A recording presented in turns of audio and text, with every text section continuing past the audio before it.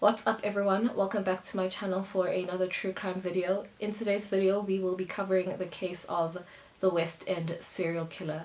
He was a serial rapist and murderer that gained the trust of his victims by claiming to be a prophet and a Zionist Christian church preacher. The use of religion to manipulate and commit crimes is becoming quite commonplace in South Africa. There is a case of fraud against enlightened Christian gathering church leader Prophet Shepherd Bushiri and his wife Mary that has been recently transferred to the High Court for trial. Leader of End Times Disciples Church, Peniel Mnguni, came under scrutiny in 2015 when images and video of him feeding his congregants live snakes went viral.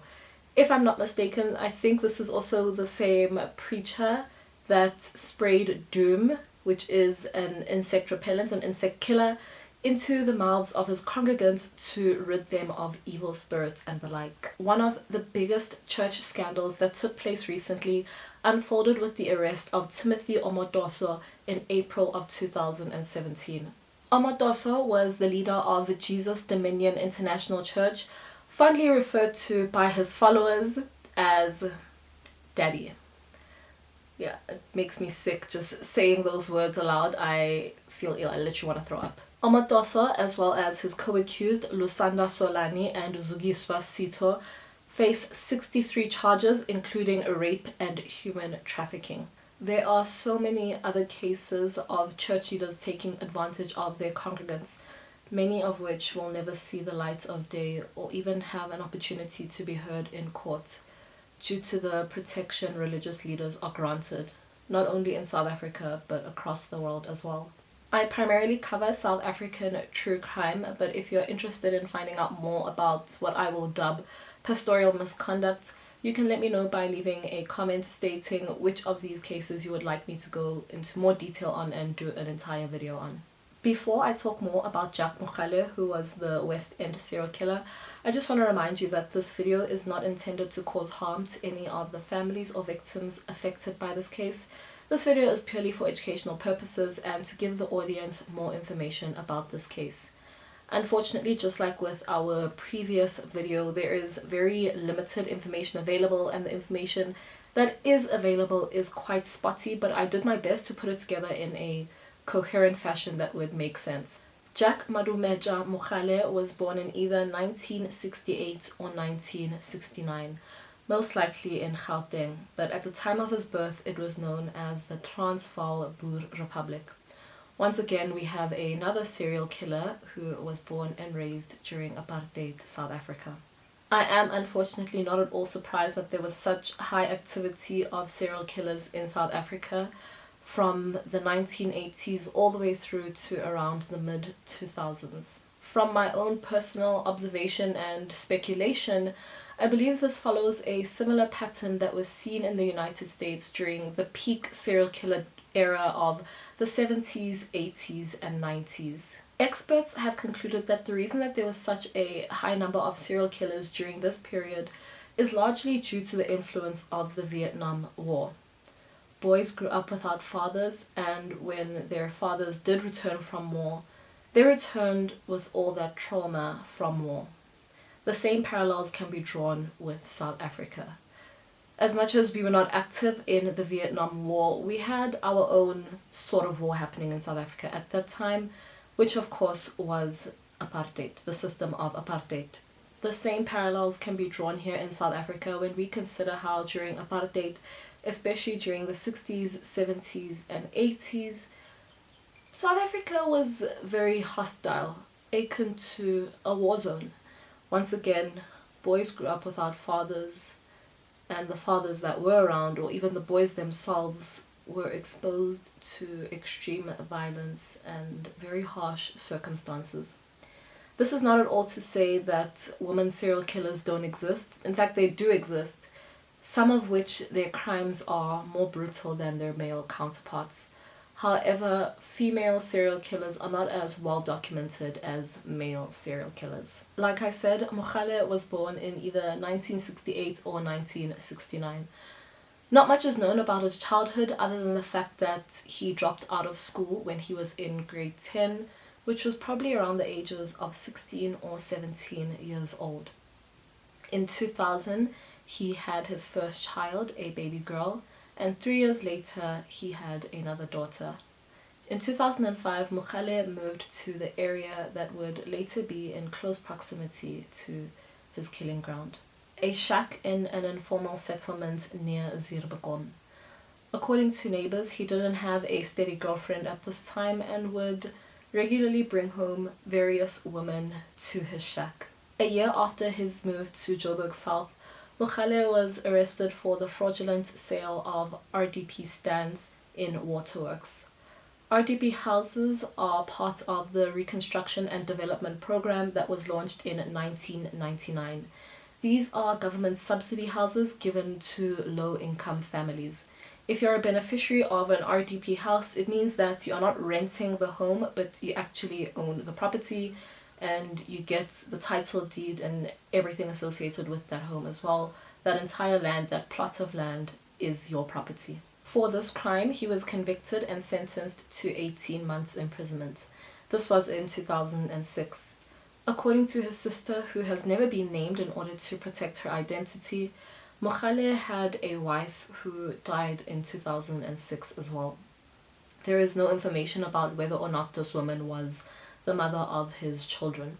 But it is not at all unusual that Mogale would have a wife that his neighbors did not know about. This is another thing that was strongly influenced by apartheid due to the laws that were in place during that era. Apartheid has come up in, I believe, all of my true crime videos, and it will probably continue to come up in future videos as well.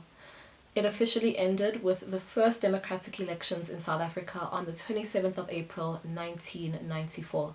So understandably, since it was not that long ago, I'm sure you can see why it is still relevant today and would be relevant to the retelling of these stories. For a full 12-month period between March of 2008 and March of 2009, the half-naked and partially decomposing bodies of black women were found in large open areas known as velds in various locations south of Joburg. These were the bodies of Dipuwa Mogale, Umanigazonke Sindane, Sonto Tsotetsi, Nothombela Ndabisa, Dipuwa Denese, Mamiki Tlalo, and 9 other women whose bodies have never been identified. Most of these women had been beaten, raped, and strangled with their own clothes, their own underwear, and even the straps of their handbags. This included a mother and her toddler whose skeleton was found still wearing his nappy. The victims, as well as the manner in which they were killed, and even where and how they were found, reminds me of another heinous killer we have spoken about on this channel before, Moses Sithole. On the 13th of March 2009, Mary Sabeng was out shopping with her 2 toddler children, aged 2 and 3 in Western area. After her shopping trip, she was offered a lift by Mogale, who was wearing a green ZCC badge and sangoma beads. When she hesitated, he reminded her that transport to her destination in Ventersspot would be hard to come by. Sensing that this was her best option, Sabeng and her children got into Mogale's white Volkswagen Golf. Not long after they started on their way, he told her that not only was he a preacher, but he was a prophet as well. He then started asking her questions about her personal life and told her that someone was going to break her relationship with her husband. From my research, I gathered that almost all of Mogale's professing was concerning people's relationships and their love lives, and in order to make yourself seem like a believable prophet, the easiest way to do so is to talk about someone's relationship or what someone is seeking out of a relationship, because that's common, I would say, especially back in 2008, 2009 when this all happened. If you were a woman, you're most likely seeking marriage. You're seeking marriage with a stable man to provide for you and to have children. So if you walk up to any black woman and you tell her you are going to marry a man that's going to have a lot of money and you guys going to have 3 kids, she'll probably believe you because it's what she wants to believe. So I'm not at all surprised that he would choose to prophets about people's love lives to make himself seem believable. Do I believe that he was gifted? No, not at all. I believe that this was just his way of getting in with his victims. Back in the car with Mogale and Sebeng, according to Sebeng, he started to drive onto a gravel road that led to a secluded fault, like a deserted and secluded fault area, but then quickly returned back onto the main road when he noticed traffic officers up ahead. When they passed by Western Area Magistrate's Court, he offered a lift to a 19-year-old girl that had been sent to buy snuff by her older sister at the shops in Western Area. This girl just so happened to be one of Sebeng's neighbors. After picking her up, he drove Sebeng and her children directly home, but Sebeng had never told him where she lives, and somehow he knew. Since Sebeng and her children were in the car when Mogale picked the teenager up, she was sitting in the backseat with one of the two children. But when they got off, he told her to move to the front of the car and sit next to him. Feeling quite uneasy about everything that had happened, the entire interaction inside the car, she decided to write down his license plate number when he drove off with this teenage girl. When the teenager did not return home by the next morning, Sebeng reported her encounter with Mogale to the police and gave them his car description as well as the registration number. On the 15th of March, a young woman arrived at Leratong Hospital in extremely bad shape. She had been beaten so severely that some of her teeth had fallen out and her jaw had been shifted almost completely to the left. She had open head wounds and it was discovered that she had been sodomized. Due to her injuries, she had to undergo facial reconstructive surgery. After dropping off Sebeng and her children, Mogale drove his victim out to a fault. He forced her out of his car and proceeded to beat her. He repeatedly bashed her head with a brick, beat her in the face, her body, pretty much everywhere, before he raped and sodomized her. After brutally attacking this young woman, he stole her phone, got back in the car and drove away, leaving her for dead. When he got home, he gave his common-law wife, 38-year-old Charlotte Manata, a white G-string, a pair of earrings and a powder blue top as a gift. He then told her that the cell phone that he had with him was one that he had picked up in the street earlier that day. More than 24 hours later, the 19-year-old victim woke up in the fault with her open head wounds infested with maggots. With her remaining strength, she managed to crawl to the side of the road where she got the attention of a security guard who called her an ambulance that took her to Leratong Hospital. The doctors who examined her noted how traumatized and terrified she was because when she arrived at the hospital, she could hardly even speak. A rape kit was performed and semen was found. With the information obtained from Sebeng, police managed to link Mogale to the brutal assault on the 19-year-old. On the 27th of March, police descended on his residence near Zirbekon, where he lived with Manata. When police arrived, they found the victim's Samsung E250 cell phone in his possession, but Mogale stated that this phone was given to him by a client. It was at this moment that Manata realized that he was guilty of something, and she would later testify against him at his trial. When he was being arrested, police thought it would be a great idea to handcuff him with his hands in front of him. The arresting officer was policewoman Captain Khomotso Mantata, and with his hands in front of him, Mogale pulled out his member and attempted to urinate on the police. After some struggle and with him swearing at everybody around him, they managed to restrain him.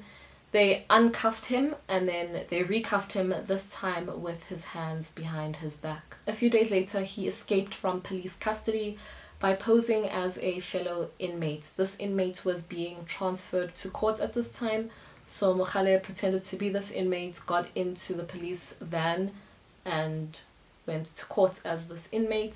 When they discovered that he had escaped, they went out looking for him and later found him hiding in the court toilets. They rearrested him and brought him back into custody. His neighbors were completely blindsided by his arrest. He was known as a God-fearing man. He was a preacher for the ZCC, and he was the type of person who was their first port of call when they had a problem, being not only a preacher, a man of God, but a prophet, a sangoma as well. Whenever they had any problem, or whether it be spiritual, faith-based, anything like that, his friends and family and neighbors, everyone around him, they trusted him, so they went to him first, not knowing the type of man he really is. He was known as a God-fearing man. He was known as a preacher. He was known as a sangoma. I don't blame the neighbors for being unaware of the fact that they were living in close proximity to a serial killer. It's understandable that they wouldn't know, especially when you consider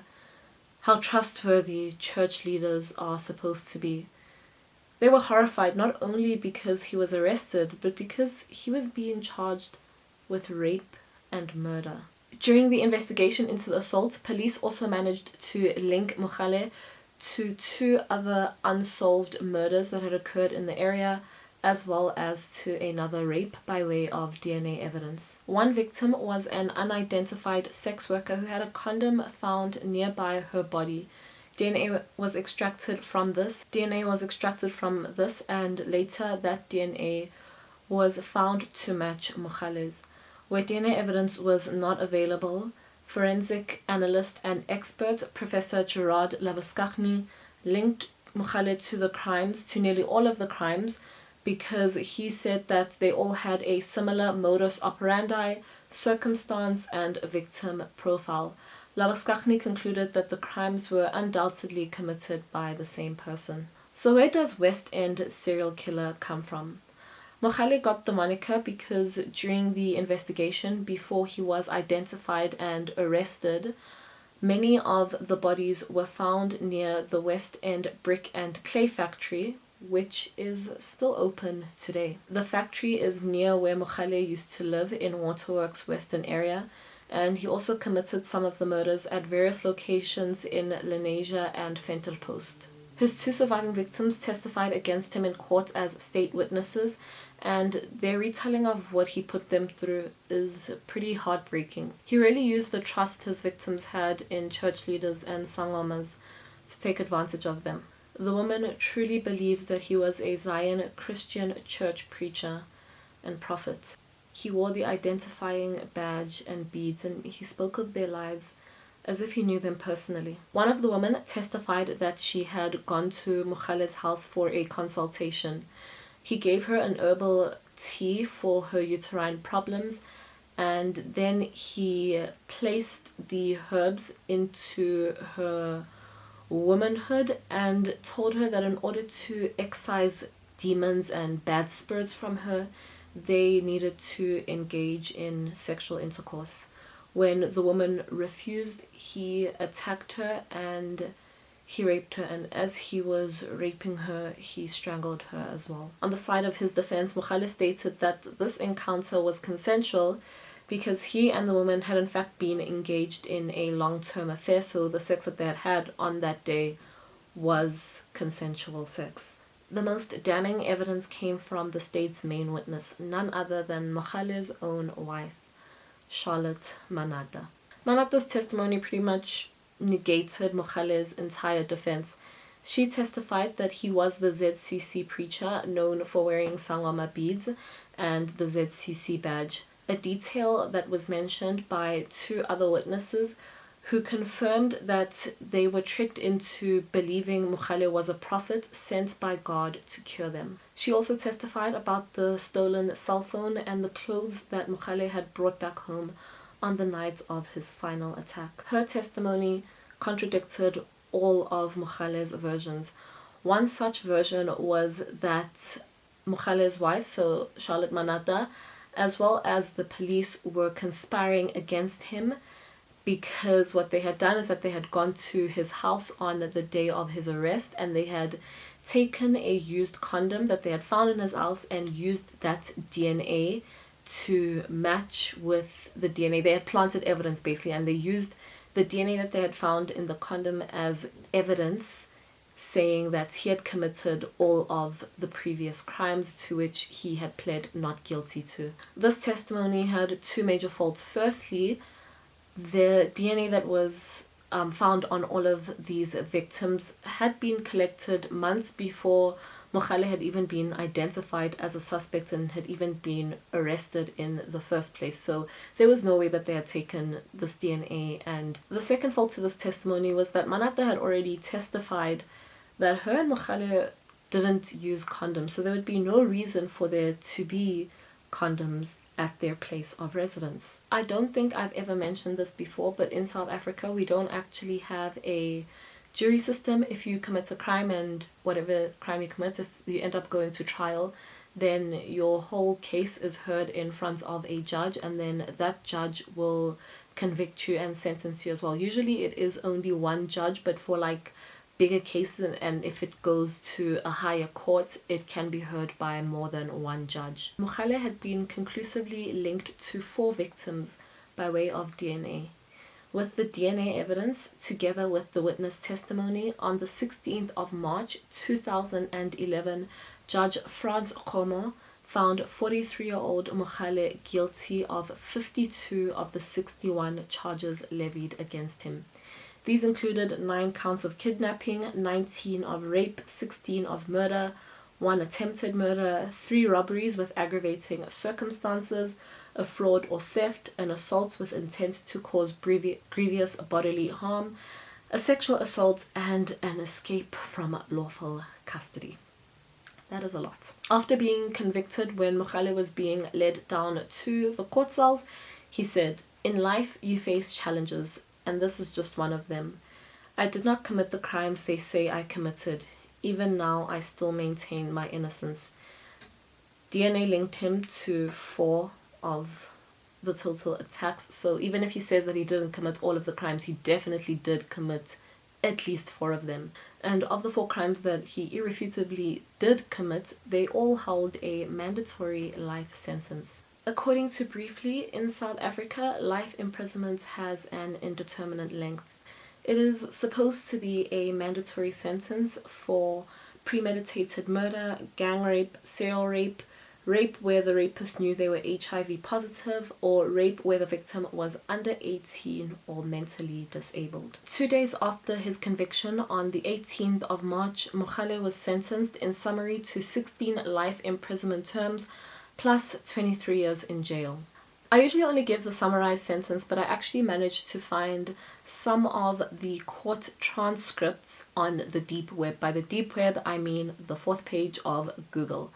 So I thought it would be interesting to go into more detail about his sentencing, since laws around the world in every single country are different. So I thought it would be interesting to share with you how sentencing works in South Africa and why his sentence is the way that it is. And since a lot of my viewers are not from South Africa, I thought it could be quite fun, maybe not the right word to use, but quite interesting to compare and contrast how sentencing in South Africa works versus where you are from. So if you are not interested in this part of the video, I will leave a timestamp which will show up on screen right about now to where you can skip ahead to if you don't want to hear the full sentence. He was convicted of 52 of the 61 charges levied against him, so it is a particularly long sentencing. For the 16 murder charges that he was convicted of, he received the mandatory term of 16 life imprisonment terms. On the 15 rape convictions, he received 20 years for each count, making that 300 years. He was sentenced separately for the remaining 4 rape convictions to life imprisonment for each count, but all 3 sentences were ordered to run concurrently. On the charge of robbery with aggravating circumstances, he was sentenced to 15 years. He got 3 years for each of the theft convictions. There were 2 theft convictions. And he also got 3 years for the 1 fraud conviction. And again, these 3 sentences were ordered to be served concurrently. On the 9 kidnapping convictions, he got 5 years on each count, making that another 45 years to his sentence. On the conviction of assault with intent to cause grievous bodily harm, he was sentenced to 2 years imprisonment. For the 1 conviction of sexual assault, he was sentenced to 3 years and 5 years for the attempted murder charge. Because these sentences were also ordered to run concurrently, instead of serving the full 53 years for this particular group, he would only need to serve 5 years. Finally, for the conviction of escaping from lawful custody, Mogale was sentenced to 3 years imprisonment. I tried to group the sentencing based on how they would be served, so in terms of which ones would have to be served concurrently, so that it would make sense and you would understand why, even though he had more than 20 life terms handed out to him, as well as more than 300 years imprisonment, he was ultimately only ordered to serve 16 life terms and 23 years imprisonment. So I hope I grouped and explained it in a way that made sense. In handing down the sentence and the final judgment, Judge Franz Kommer said, "Accused, it is the considered opinion of this court that you are an evil and perverted serial murderer and rapist who poses an extreme danger to society in general and to women in particular. It is my duty to ensure that you are permanently removed from society." You implored Brigadier Bielefeldt, according to your warning statement to him, in the following terms: "Director, I want you to help me because when I am with a woman, I lose control and don't know what I am doing. I kill all of them if they don't give me what I want. I am happy, sir, to grant you your wish. You cannot live with women in peace and in a loving atmosphere.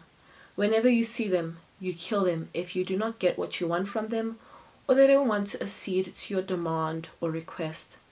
There is no way you can be outside prison and not come into contact with women.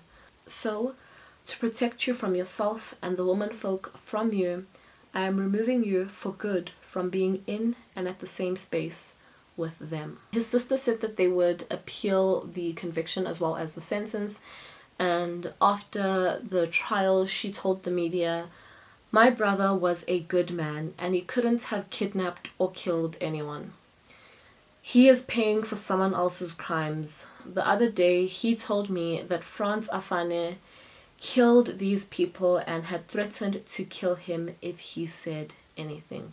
Afane was an associate of Mogale's. I couldn't find any information on where Mogale is today. The prison that he was sentenced to was not mentioned in any of the articles or the documents that I came across. So I have no idea where he is. I have no idea whether or not he is still in prison. But I really hope that he is in a secure facility today. I hope he's still in prison because it's quite scary not knowing where he is. After going through these cases, researching them, writing the script and everything that goes into making these videos, I sometimes do struggle to sleep, but after this particular case, I'm even more unnerved because of the fact that it's unknown where he is. So it's a little bit scary thinking about whether or not he could be around. I don't want to think about that, so I'm just gonna, in the back of my mind, tell myself that he is locked up good and well wherever he is. But yeah, that is the case of the West End serial killer. So I really do hope that you found this video interesting. If you did, don't forget to give it a big thumbs up. That lets me know that you want to see more videos like this. Lets me know that you're enjoying these types of videos on my channel. I tried to put this together in a way that made sense in terms of the timeline, in a way that would be easy to understand. So I hope that you were able to follow along with this case. I hope that you're able to absorb as much information, as many details as possible. If you haven't watched any of my other true crime videos, I have created a true crime playlist, and I will link that in the description below as well as at the end card of this video. Before I sign off, I do want to say a big fat thank you to Joshua Miles for all the support that he has given me. yeah, a lot of you are coming here from Joshua Miles's channel, so I'm really appreciative of every single one of you that came on over. I'm appreciative of literally every single person that watches these videos. Thank you so much to all my pre-existing subscribers for sticking around, as well as to all the new faces. Welcome. I hope you enjoy your time here on my channel. And yeah, with all of that said, thank you so much once again for watching. If you haven't done so already, please do subscribe to my channel, and I will see you in the next one. Bye.